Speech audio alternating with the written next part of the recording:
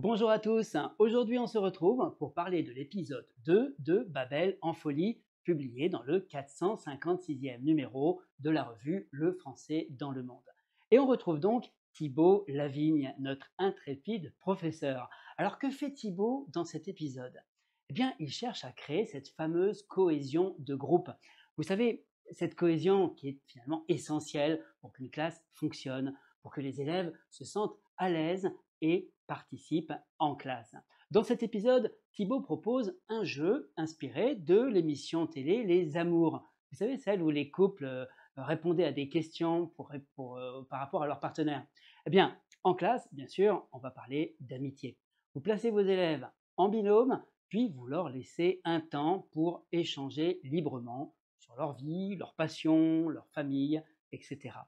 Ensuite, vous leur posez une suite de questions et par exemple, je ne sais pas moi, quel est le sport préféré de ton binôme, quel est le genre musical préféré de ton binôme, etc.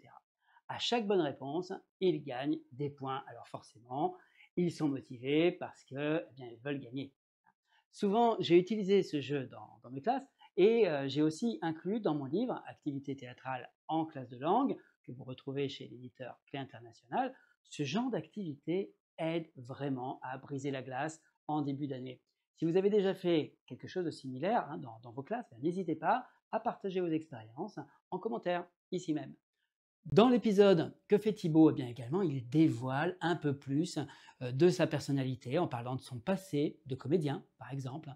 Et ça, forcément, eh bien, ça capte l'attention, ça crée un lien. Montrer un peu de soi, c'est intéressant, car les élèves, finalement, nous voient souvent uniquement comme le prof.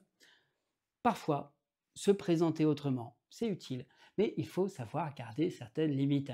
Ça évite des situations inconfortables comme celle que retrouve Thibaut dans cet épisode, et puis qu'il continuera d'ailleurs à vivre tout au long de ses aventures.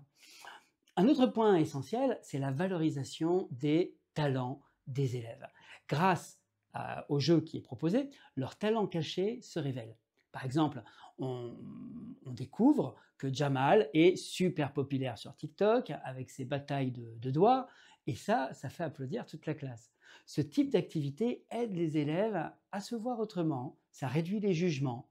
Elle permet aussi de dépasser les préjugés. Par exemple, on découvre que la jeune Ayumi, que tout le monde voit comme une élève studieuse, un peu coincée, est en réalité fan de heavy metal et joue même dans un groupe. Donc dans nos classes, on a parfois des élèves avec des capacités inattendues qui ne se voient pas forcément dans le cadre scolaire, du moins dans le cadre scolaire classique. Thibaut, à la fois, découvre et valorise ses talents. Et cela crée une dynamique de classe bien plus ouverte et peut-être plus positive. Mais bien sûr, cela comporte aussi des risques, notamment les moqueries que l'on retrouve dans l'épisode.